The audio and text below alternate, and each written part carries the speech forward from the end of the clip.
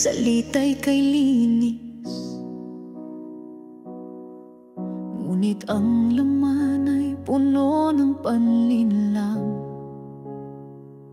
Sa bawat tanong, ang sagot ay palusot.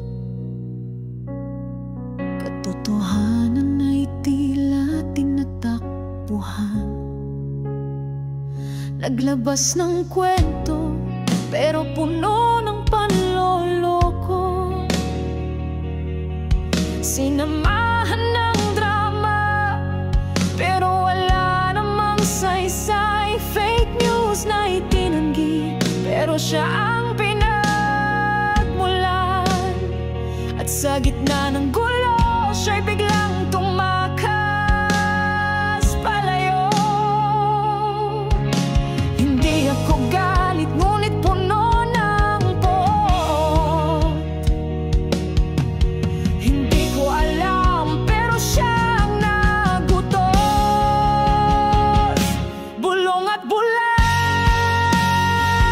salita'y parang usok. Sinabi mong totoo, pero ang bayan ang sinunog. Sa bawat ngiti mong bihas sa sasalin, nagtatago ang pekeng damdamin. Pagkinis yun, galit agad ang sagot. Wala namang linaw, puro pang gagago.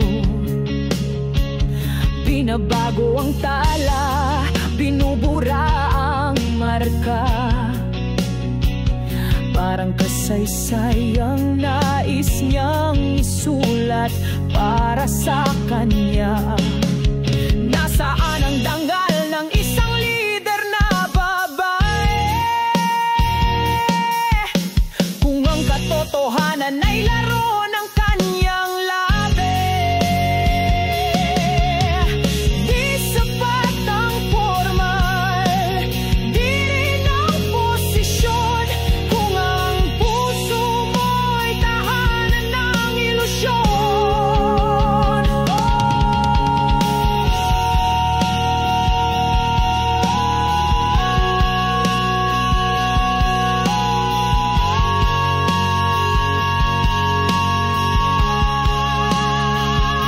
Bulong at bula, salita'y parang usok. Sinabi mong totoo, pero ang bayan ang sinunog. Sa bawat ngiti mong bihas sa sasalin, nagtatago ang pekeng damdamin. Fake news daw. Pilit na ginagawang totoo. Ang kasinungalingang siya rin ang nag-umpisa.